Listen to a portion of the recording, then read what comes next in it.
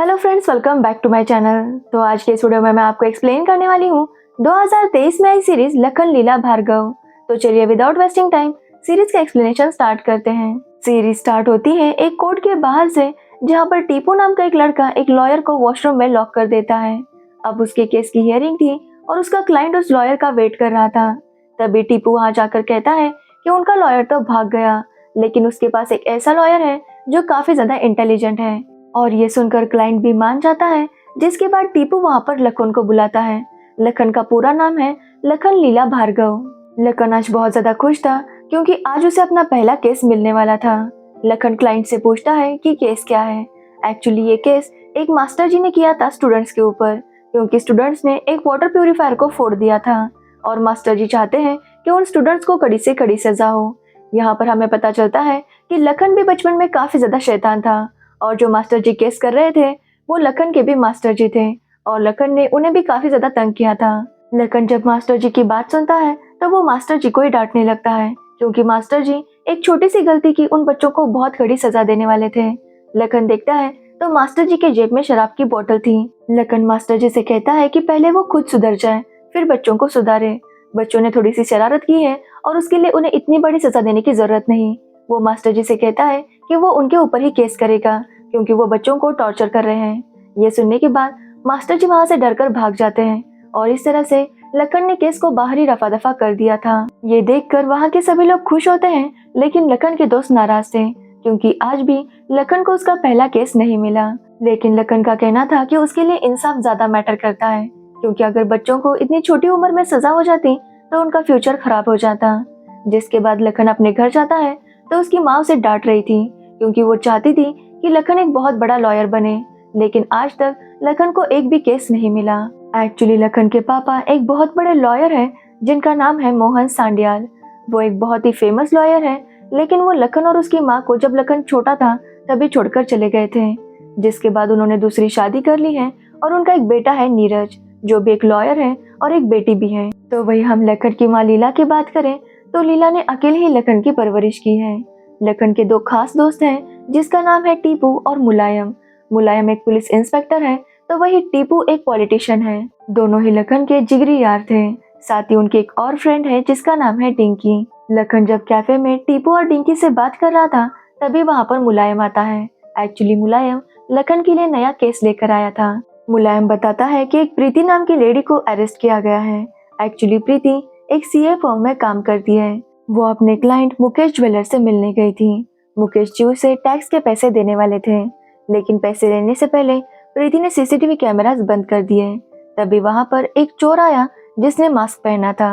वो प्रीति के सर पर गन रखता है और मुकेश जी से पैसे मांगने लगता है। मुकेश जी हंगामा करने वाले थे, तब तक वो चोर मुकेश जी को शूट कर लेता है। जिसके बाद वहाँ के गहने और प्रीति को लेकर एक कार में बैठ जाता है। एक्चुअली उसने एक कैब बुक की थी। जिसके बाद वो ड्राइवर कैब लेकर जाने लगता है। एक्चुअली उस चोर ने कैब वाले को भी धमकाया था, लेकिन प्रीति शांत नहीं बैठती और उस चोर के साथ लड़ने लगती है। उन दोनों में काफी बहस होती है और हाथापाई की वजह से ड्राइवर का ध्यान भटक जाता है और उनकी कार का एक्सीडेंट होता है। जैसे ही एक्सीडेंट होता है प्रीति और ड्राइवर बेहोश हो जाते हैं और वो चोर वहां से भाग जाता है। जब प्रीति को होश आता है तो उसे अरेस्ट कर लिया गया था, क्योंकि सभी को ऐसा ही लग रहा था कि प्रीति ने ही वो ज्वेलरी चुराई थी। लखन जब इस केस को सुनता है तो उसे ये केस काफी ज्यादा इंटरेस्टिंग लगता है, इसलिए वो जाकर प्रीति से मिलता है। वो प्रीति को केस के बारे में सब कुछ पूछने लगता है तो प्रीति भी उसे वही बताती है जो मुलायम ने बताया था। प्रीति का कहना था कि उसे नहीं पता कि वो चोर कौन था और ना ही वो उसके साथ मिली हुई थी। जिस पर लखन पूछता है कि प्रीति ने सीसीटीवी कैमरास ऑफ क्यों किए, तो प्रीति बताती है कि मुकेश के पास काफी सारा ब्लैक मनी था और वो नहीं चाहता था कि इस सबको कैमरा में रिकॉर्ड हो, इसलिए उसी ने प्रीति से कहा था कि वो सीसीटीवी कैमरास ऑफ कर दे। लेकिन कैमरास ऑफ करते ही वहाँ पर चोर आ गया। अब लखन इस केस को थोड़ा सा समझ गया था, इसलिए वो प्रीति से कहता है कि वो उसका केस लड़ेगा। तभी वहाँ पर प्रीति का हस्बैंड आया था, लेकिन प्रीति अपने हस्बैंड से मिलने के लिए मना कर देती है। ये बात सुनकर लखन को थोड़ा सा अजीब लगता है।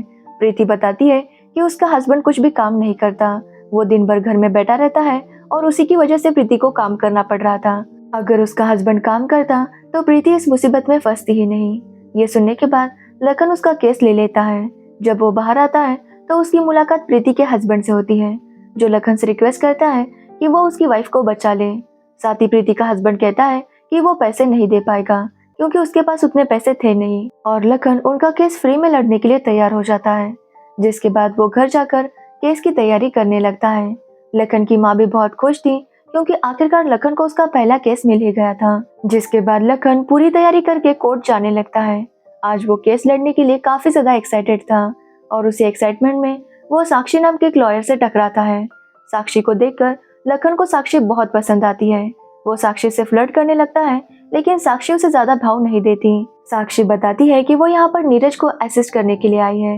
एक्चुअली नीरज लखन का सौतेला भाई था, और ये बात सुनकर लखन थोड़ा सा शॉक हो जाता है। तभी वहाँ पर नीरज आता है और लखन उसे ताने देता है कि फाइनली उसे अपना पहला केस मिल गया। वो नीरज को काफी बातें सुनाता है और वहाँ से चला जाता है। यहाँ पर हमें पता चलता है कि लखन और नीरज की बिल्कुल भी नहीं बनती।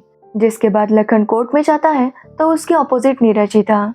नीरज जब लखन को देखता है तो वो कहता है कि आज उसकी तबीयत ठीक नहीं, इसलिए उसके बिहाफ पर उसकी असिस्टेंट साक्षी केस लड़ेगी, क्योंकि उसका कहना था कि उसका स्टैंडर्ड लखन से बहुत ज्यादा है, इसलिए वो लखन के साथ केस नहीं लड़ सकता।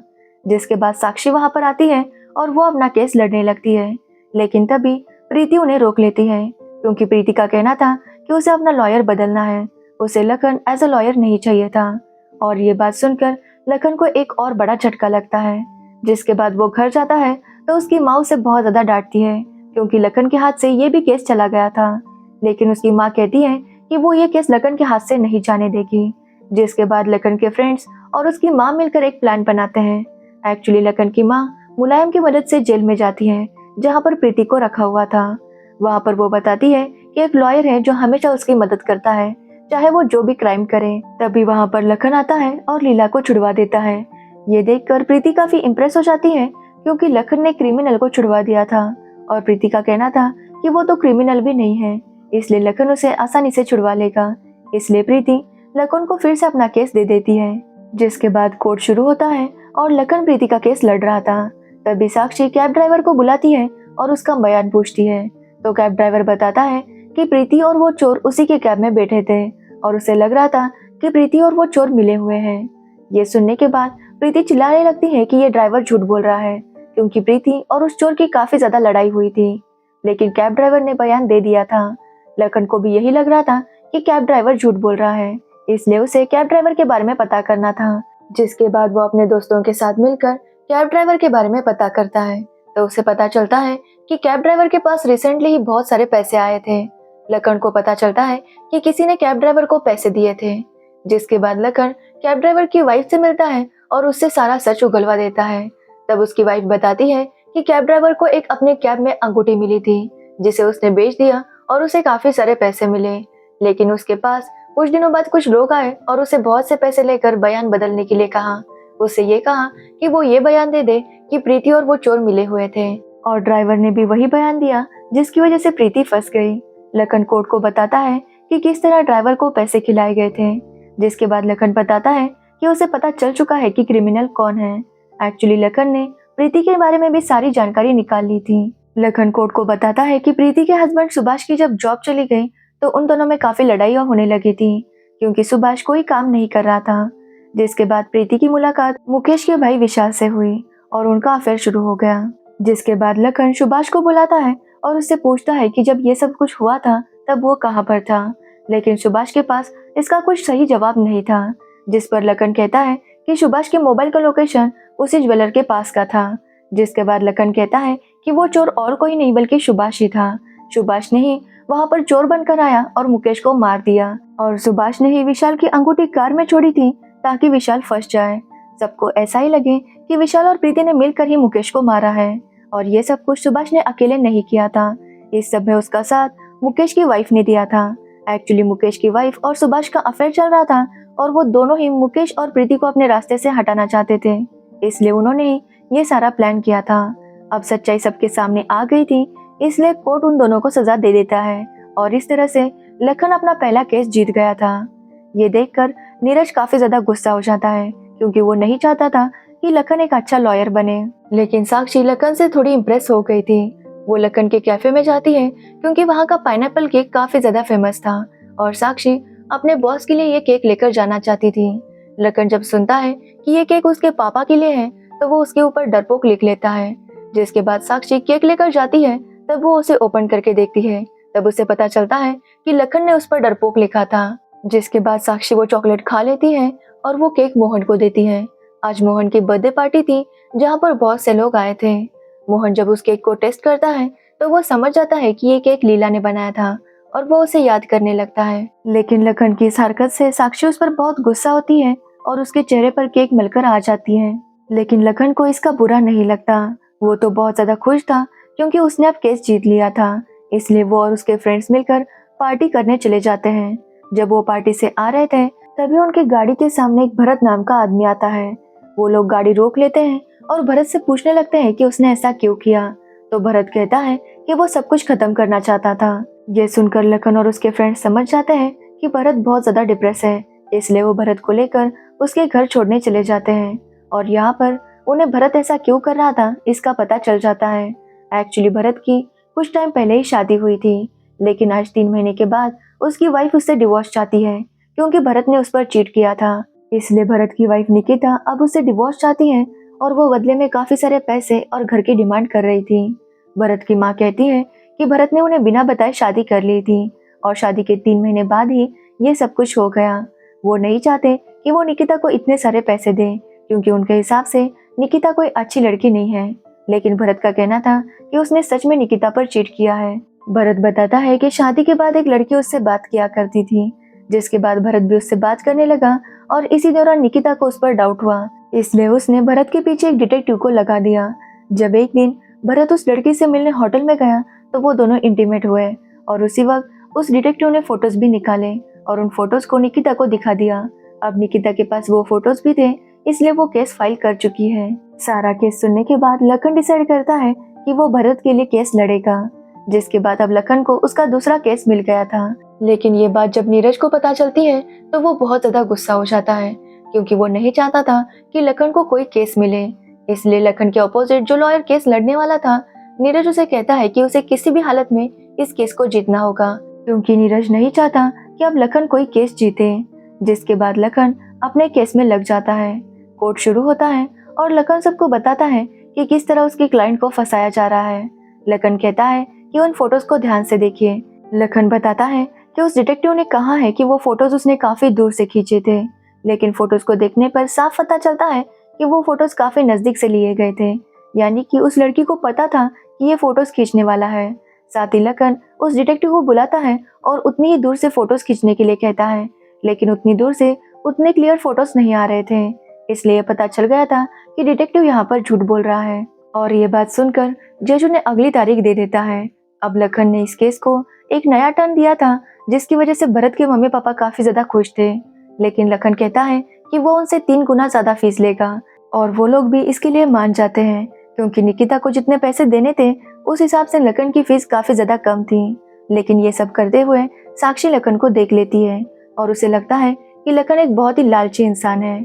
जिसके बाद साक्षी अपने ऑफिस जाती है तो नीरज भी यही कह रहा था कि लखन और उसकी माँ बहुत ज्यादा लालची है, जिसकी वजह से साक्षी आकर लखन से लड़ने लगती है कि वो इतना ज्यादा लालची कैसे हो सकता है। ये सुनने के बाद लखन मोहन के बारे में कुछ बुरा भला कहने लगता है और ये सुनकर साक्षी को काफी बुरा लगता है क्योंकि उसके लिए मोहन सर उसके आइडल थे। जिसके बाद साक्षी कहती है कि मोहन और उसकी माँ बहुत ज्यादा लालची है। अपनी माँ के बारे में ये बातें सुनकर मोहन साक्षी पर बहुत गुस्सा होता है और उसे बातें सुनाकर वहां से चला जाता है। मोहन जब घर आता है तो वो काफी ज्यादा हर्ट था। वो अपनी माँ से इस बारे में बात करता है, लेकिन उसकी माँ कहती है कि वो इन सब बातों पर ध्यान ना दे और अपने काम पर फोकस करे। जिसके बाद लखन फिर से भरत से मिलने जाता है। यहाँ पर भरत कहता है कि उसकी निकिता से शादी हुए 3 महीने हो गए थे, लेकिन अब तक उन्होंने सुहागरात नहीं बनाई थी क्योंकि निकिता ने कहा था कि एक खास पूजा करने के बाद ही वो लोग सुहागरात बना सकते हैं। ये बात सुनकर सभी लोग उस पर हंसने लगते हैं। भरत कहता है कि यह सब कुछ शमिष्ठा के शाप की वजह से हो रहा है और ये सुनने के बाद लखन को एक आइडिया आता है। वो उसे शमिष्ठा के बारे में पूछता है, लेकिन भरत उसे ज्यादा कुछ नहीं बताता। जिसके बाद लखन शमिष्ठा का पता लगाता है। वो और उसके दोस्त शमिष्ठा के घर पर गवर्नमेंट ऑफिसर बनकर जाते हैं और उसके बारे में सारी जानकारी ले लेते हैं। जिसके बाद कोर्ट शुरू होता है और यहाँ पर लखन को पता चल गया था कि आखिर में क्या हुआ था। लखन कोर्ट को बताता है कि शमिष्ठा के साथ भरत की शादी तय हुई थी, लेकिन भरत के मम्मी पापा ने शमिष्ठा के घर वालों से काफी ज्यादा दहेज मांगा था, जिसकी रकम बहुत ज्यादा थी। लेकिन शमिष्ठा के घर वालों ने बहुत से पैसे उधार लेकर किसी तरह दहेज की रकम इकट्ठा कर ली, लेकिन भरत के घर वालों के हिसाब से वो रकम भी काफी ज्यादा कम थी, इसलिए उन्होंने शादी को तोड़ दिया। लेकिन शमिष्ठा के घर वालों पर अब बहुत ज्यादा कर्जा हो चुका था, जिसकी वजह से वो काफी परेशान थे और उसी वजह से उसके पापा की मौत हो गई और कुछ दिनों बाद शमिष्ठा की माँ की भी मौत हो गई। जिसके बाद लखन शमिष्ठा को कोर्ट में बुलाता है और वहाँ पर उसे निकिता को दिखाकर कहता है कि वो कौन है, जिस पर शमिष्ठा कहती है कि वो रश्मि तिवारी है। ये बात सुनकर सब लोग काफी ज्यादा शॉक थे। तब लखन कहता है कि एक्चुअली निकिता शमिष्ठा की बहन है, लेकिन वो उसकी कजिन सिस्टर थी। जब उसे पता चला कि भरत के घर वालों ने शमिष्ठा के साथ इतना गलत किया था, तो उसने डिसाइड किया कि वो भरत की फैमिली से बदला लेगी, इसलिए उसने निकिता बनकर भरत से शादी की। जिसके बाद एक लड़की को सेट किया जो भरत के साथ अफेयर कर सके और उनके फोटोज निकाले ताकि निकिता डिवोर्स के लिए फाइल कर सके। अब निकिता की सारी असलियत सबके सामने आ गई थी, लेकिन लखन कहता है कि इस बार में शमिष्ठा को कुछ भी पता नहीं था, इसलिए निकिता और उसके साथियों को सजा होनी चाहिए। जिसके बाद जज उन सभी को 1-1 साल की जेल की सजा सुना देता है और साथ ही 50,000 रुपए जुर्माना भी भरने के लिए कह देता है। जिसके बाद लखन कहता है कि वो ये केस जीत चुका है, लेकिन अब वो भरत की फैमिली के ऊपर केस करना चाहता है, क्योंकि भरत की फैमिली ने शमिष्ठा की फैमिली से दहेज की डिमांड की थी। इसलिए लखन कहता है कि अब शमिष्ठा के लिए वो केस लड़ेगा और उसे इंसाफ दिलवाएगा। ये सारी बातें जब साक्षी सुनती है तो उसे अपनी गलती का एहसास होता है, क्योंकि उसने लखन और उसकी माँ को लालची कहा था। लेकिन लखन का ये नेचर देखकर साक्षी उससे और ज्यादा इम्प्रेस हो गई थी, इसलिए वो लखन से माफी मांगती है और उन दोनों की दोस्ती हो जाती है। दूसरे दिन लखन से मिलने एक वाहिद चाचा आते हैं, जिनकी एक केस थी। वो लखन से कहते हैं कि उनका एक ब्रांड है जिसका नाम है जुबेदा कलेक्शन, लेकिन उनका भाई रजा इस नाम को बदलना चाहता है। जिसके बाद लखन उनकी केस एक्सेप्ट कर लेता है। लखन वाहिद चाचा के घर जाता है तो देखता है कि वाहिद चाचा अपने बेटी और माँ के साथ रहते थे। लखन उनसे मिलकर समझ जाता है कि उनकी फाइनेंशियल कंडीशन कुछ ज्यादा अच्छी नहीं थी। जिसके बाद लखन भेस बदल कर अपने दोस्तों के साथ रजा के दुकान पर जाता है। वहाँ पर रजा उन्हें अपने बेटे मुस्तफा से मिलवाता है। एक्चुअली लखन ने भेस बदल दिया था, इसलिए वो कहता है कि वो अपने बेगम के लिए कपड़े देखने आया है। जिसके बाद मुस्तफा उन्हें काफी महंगे महंगे कपड़े दिखाने लगता है। बातों बातों में लखन मुस्तफा को उसकी दुकान के बारे में पूछने लगता है, तो मुस्तफा बताता है कि उनका ब्रांड काफी ज्यादा पॉपुलर है और अब वो किसी फॉरेन कंपनी के साथ कोलैब करने वाले थे, इसलिए वो अपने ब्रांड का नाम बदलना चाहते थे। यहाँ सब बातें सुनकर लखन समझ जाता है कि वो लोग ब्रांड का नाम क्यों बदलना चाहते हैं। जिसके बाद लखन आकर ये सारी बातें वाहिद चाचा को बताता है। वाहिद चाचा को लेकिन अपने ब्रांड का नाम चाहिए था, क्योंकि ये नाम उनकी माँ के नाम से रखा गया था। जिसके बाद कोर्ट केस शुरू होता है और यहाँ पर लखन के सामने एक शॉकिंग चीज आती है। लखन के ऑपोजिट लॉयर मेघना बताती है कि वाहिद चाचा को पहले ही 5 लाख रुपए दिए जा चुके हैं ब्रांड नेम चेंज करने के। ये सुनकर लखन को एक काफी बड़ा झटका लगता है, क्योंकि उसे इस बारे में कुछ भी बताया नहीं गया था। वो वाहिद चाचा को बुलाता है तो वाहिद चाचा बताते हैं कि उन्होंने किसी पेपर पर साइन नहीं किया था। वो कोर्ट को बताते हैं कि रजा ने उन्हें 5 लाख रुपए दिए थे, लेकिन वो वाहिद की बेटी की शादी के लिए दिए थे।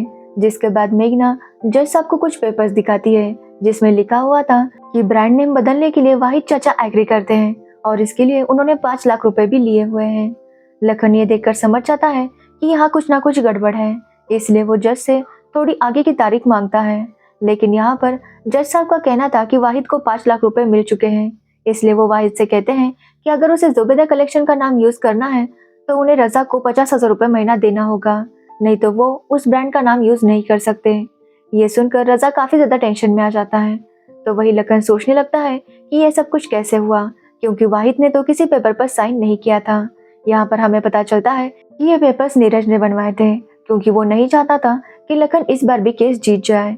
अब मेघना ने काफी अच्छा परफॉर्म किया था, इसलिए नीरज उसे एक नेकलेस गिफ्ट देता है, लेकिन साक्षी को ये सारी बातें सही नहीं लग रही थी।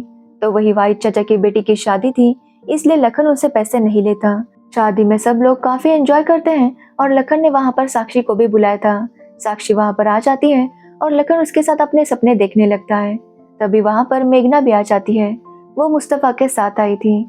मेघना को देखकर साक्षी छुप जाती है, लेकिन मेघना ने उसे देख लिया था, इसलिए वो नीरज को कॉल करके बताती है कि शायद उसने साक्षी को यहाँ पर देखा है। दूसरे दिन लखन मुस्तफा की दुकान में छुप जाता है। तब उसे पता चलता है कि वाहिद चाचा की बेटी उनके साथ मिली हुई थी। जिसके बाद वो उनकी बेटी से बात करता है तो वो बताती है कि उसे पैसों की जरूरत थी और उसी ने उन पेपर्स पर साइन किया था। ये देखकर लखन सब कुछ समझ जाता है। तभी वो देखता है कि वाहिद की माँ के पास काफी सारे लेटर्स थे जिन्हें वो हमेशा अपने पास रखा करती थी, किसी को भी हाथ लगाने नहीं देती। तब लखन को ये भी पता चलता है कि जब से वाहिद चाचा के पापा की मौत हुई थी तब से उसकी माँ ने कुछ भी नहीं बोला। जिसके बाद कोर्ट केस शुरू होता है और लखन जज को बताता है कि किस तरह से पेपर साइन करवाए गए थे। ये सुनने के बाद कि इसमें मेघना का हाथ था, जज उसे फाइन भरने के लिए कहता है। जिसके बाद लखन जज को एक कहानी सुनाना स्टार्ट करता है। एक्चुअली ये कहानी जुबेदा और उसके पति की थी। जब जुबेदा और उसके पति यंग थे तब उन दोनों को एक दूसरे से प्यार हो गया। दोनों ने शादी कर ली और फिर जुबेदा के नाम से ही उसके पति ने ये ब्रांड स्टार्ट किया। जिसके बाद काफी मेहनत की और आज उनका ब्रांड काफी ज्यादा फेमस हो गया था। लखन जुबेदा से पूछता है कि आज उसी ब्रांड के लिए उसके बच्चे कोर्ट में लड़ रहे हैं, फिर भी जुबेदा कुछ नहीं कहती। आखिर वो कब तक चुप रहेगी? लेकिन फिर भी जुबेदा कुछ नहीं कहती। लखन कहता है कि अपने हाथों में जो चिट्ठियां हैं उसे भी जलाकर फेंक दो, लेकिन जुबेदा फिर भी कुछ नहीं कहती। जिसके बाद लखन उन चिट्ठियों को लेकर जलाने लगता है। जुबेदा ये देखकर काफी ज्यादा रोने लगती है। वो लखन को रोकने की कोशिश करती है लेकिन लखन ने कुछ चिट्ठियां जला दी थी। जिस पर जुबेदा कहती है कि वो अपने बच्चों को इस तरह से लड़ते हुए देखकर काफी बुरा फील करती है। अपनी माँ की ये हालत देखकर रजा और वाहिद चाचा दोनों ही अपनी माँ के पास आ जाते हैं और वो समझ जाते हैं कि उनके मम्मी पापा ने कितनी मेहनत करके इस ब्रांड को यहाँ तक लाया है। जिसके बाद रजा डिसाइड करता है कि वो अपनी केस वापस लेगा और इस ब्रांड का नाम चेंज नहीं करेगा।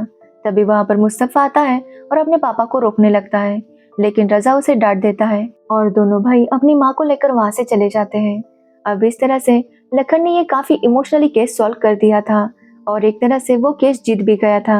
लखन इस बात से काफी खुश हो जाता है और साक्षी भी ये देखकर काफी इमोशनल हो जाती है। रात को साक्षी लखन को कॉल करके कॉन्ग्रेचुलेट कहती है। अब कहीं ना कहीं साक्षी भी लखन को पसंद करने लगी थी, लेकिन तभी साक्षी को नीरज का कॉल आता है जो उसे बताता है कि कल से वो नौकरी पर ना आए क्योंकि नीरज ने साक्षी को नौकरी से निकाल दिया था। और यहीं पर ये सीजन 1 एंड हो जाता है। तो ये थी लखन लीला भार्गव सीरीज की स्टोरी। इस सीरीज में 26 एपिसोड्स हैं जिसमें के 9 एपिसोड्स मैंने एक्सप्लेन कर दिए हैं और बाकी के एपिसोड्स इस हफ्ते में रिलीज होंगे। जैसे वो सारे एपिसोड्स रिलीज हो जाएंगे मैं इसका पार्ट 2 का एक्सप्लेनेशन भी शेयर कर दूंगी। तो अगर आपको इस सीरीज की स्टोरी और मेरा एक्सप्लेनेशन अच्छा लगा हो तो वीडियो को लाइक कमेंट शेयर जरूर करें और मेरे चैनल को सब्सक्राइब करना बिल्कुल मत भूलना। Thanks for watching the video.